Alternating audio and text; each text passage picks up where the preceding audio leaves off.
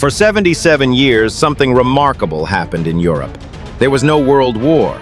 For the first time in human history, an entire continent that spent centuries tearing itself apart, from Napoleon to Hitler, maintained a fragile, miraculous peace. The secret? NATO. A mutual defense agreement that said, if you attack one of us, you attack all of us. That deterred Soviet aggression throughout the Cold War. It kept the peace for generations. And right now, in 2026, that agreement is under the most stress it has ever faced. From Russia on one side, from uncertainty about America's commitment on the other, and from the shocking reality that Europe allowed itself to become nearly defenseless while the threat was growing. Today we ask, is Europe preparing for war? And what happens to you if it comes? The defense drought, how Europe became defenseless. Let's start with how Europe ended up in this position. After the Cold War ended in 1991, Europe made a calculated bet. History was over, peace was permanent, and defense spending was a waste of money that could be better spent on social programs. The peace dividend, money freed up from military budgets, funded European healthcare systems, generous pensions, and modern infrastructure. It looked like genius. For a while. The reality, between 2000 and 2020, most European NATO members spent well below 2% of GDP on defense, the minimum NATO target. Germany, the continent's economic powerhouse, was spending just 1.2 to 1.4%. Belgium, Italy, Spain, all chronically underfunding their militaries. They became dependent on U.S. troops, U.S. logistics, U.S. intelligence, and U.S. nuclear deterrence. When Trump asked, "Why are we defending countries that won't defend themselves?" the answer was deeply uncomfortable, because Europe had deliberately chosen not to. Russia's annexation of Crimea in 2014 was the first alarm. The full-scale invasion of Ukraine in 2022 was a foghorn, and Trump's repeated questioning of whether the U.S. would actually honor Article 5, the Mutual Defense Clause, was the moment European governments realized they had gambled their security on a promise that might not be kept. The Great Rearmament, $800 billion and rising. The response has been extraordinary. At the June 2025 NATO summit in The Hague, member states committed to spending 3.5% of GDP on hard defense, plus 1.5% on defense-related infrastructure, a total of 5% by 2035. This is nearly double the previous target, and they're not just talking about it. Germany has undergone what can only be called a constitutional revolution in its defense posture. Germany's basic law, its constitution, had strict limits on military spending tied to post-World War II guilt. Those limits have now been modified. Germany has committed to cumulative defense spending increases of up to 500 billion euros by the mid-2030s. The German military, which had shrunk to embarrassing levels of readiness, with tanks that didn't work, ships that couldn't sail, and uniforms that were out of stock, is being rebuilt from the ground up with a target of 260,000 regular personnel backed by 200,000 reservists. The EU created a 150 billion euro emergency loan fund called Security Action for Europe, SAFE, allowing member states to borrow specifically for military purchases. The European Commission, which had never previously seen military spending as its domain, is now deeply involved in defense industrial policy.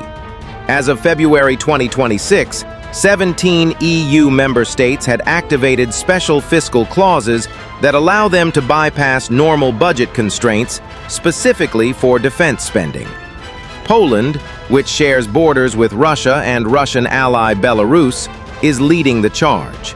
It's already spending over 4% of GDP on defense.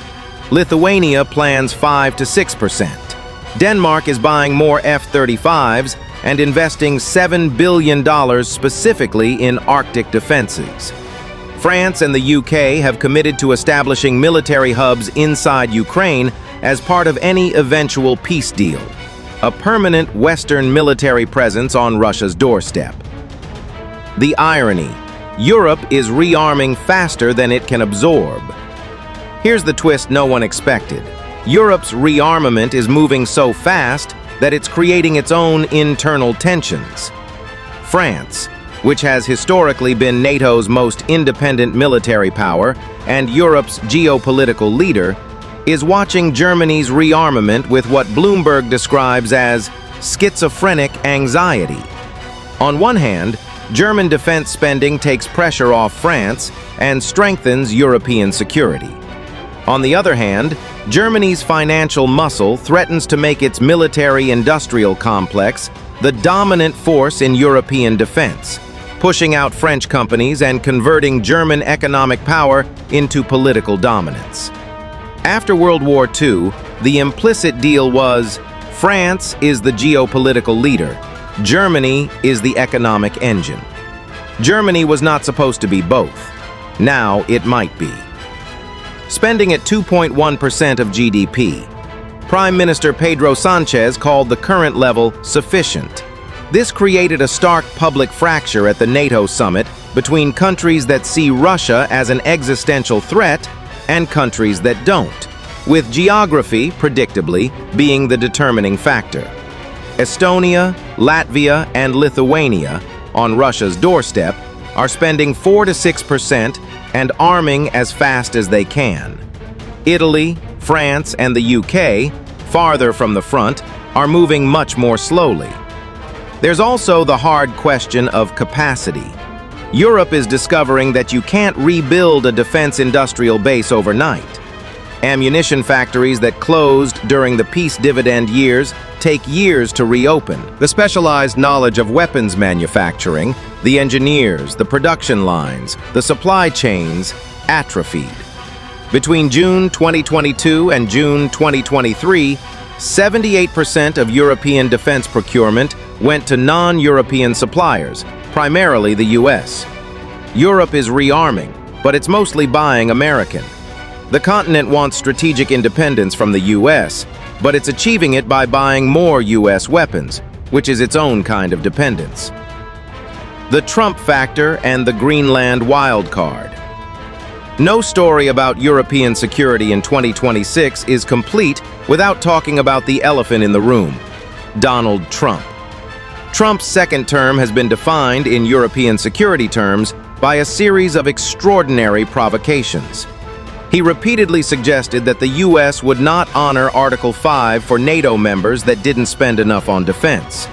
He floated the possibility of acquiring Greenland, an autonomous territory of Denmark, a NATO ally, and declined to rule out using force to do so.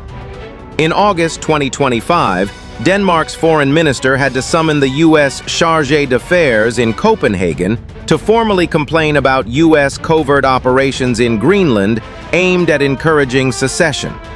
A NATO member conducting covert operations against another NATO member. That is how far things have gone. The NATO June 2025 summit issued a 5-paragraph declaration that made almost no mention of Ukraine and contained no repeat of previous promises of Ukrainian NATO membership. This was widely read as a victory for Russian diplomacy, managing to detach the question of Ukraine's future from NATO's long-term trajectory. Trump's deal-making approach to geopolitics, transactional, bilateral, focused on short-term wins, sits uneasily with an alliance built on long-term credibility and ironclad commitments. The result? Europe is rearming specifically because it cannot trust the U.S. commitment to NATO. And yet the rearming is being done largely with U.S. weapons, under U.S. command structures, within a NATO framework that the U.S. controls. Europe's attempt to achieve strategic autonomy from America is, paradoxically, making it more dependent on America in the short term, while it builds the capacity for independence in the long term.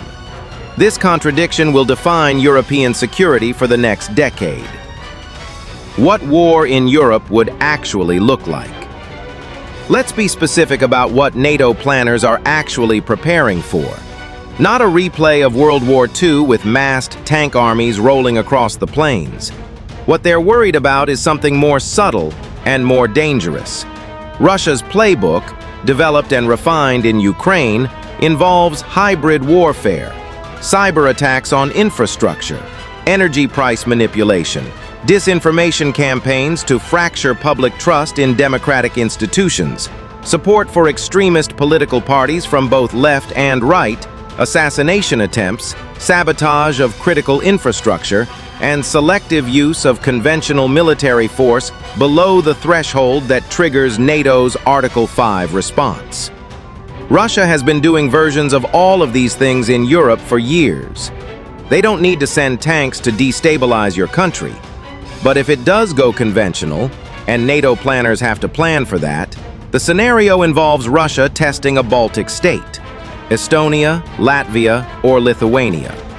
These nations are small, they border Russia, and they have Russian-speaking minorities that Russian propaganda has been working to radicalize for years. A limited incursion, accompanied by the claim that it's protecting Russian speakers, with the calculation that NATO will fracture before triggering Article 5, that is the scenario that keeps European defense planners awake at night. And here's the awful math. British and American contingents currently stationed in Estonia would struggle to respond effectively in the first hours of such a crisis. The gap between what NATO has on paper and what it can actually deploy quickly is still dangerously wide, even with rearmament underway. The money is being spent. The capability isn't there yet. Why this matters to every American. If you're American, you might be wondering, why should I care about European defense budgets? Here's why. America's economic prosperity is deeply tied to a stable, democratic Europe. The EU is the United States' largest trading partner. American companies do enormous business across the continent. American banks, American tech firms, American manufacturers, all deeply integrated with European economies. A destabilized or war-torn Europe collapses that relationship, and the security connections are even more direct. American troops are stationed across Europe right now. American nuclear weapons are deployed at European bases. An attack on a NATO ally is not a hypothetical commitment. It is a treaty obligation backed by real American forces in the field. If Russia tests NATO and NATO fails, the consequences cascade globally. U.S. credibility as a security guarantor collapses, not just in Europe, but in Asia, the Pacific, the Middle East. Every alliance America has built since 1945 rests on the credibility of its security commitments. Break it once, and everything starts coming apart. Europe is rearming. That's good. It's happening faster than anyone expected. But the question of whether it's fast enough and whether American commitment remains solid enough to deter Russia in the gap years is one of the most consequential open questions in geopolitics today. Subscribe and follow this story. And tell me in the comments, should Europe have its own nuclear deterrent, independent of the United States? That debate is more live than you might think.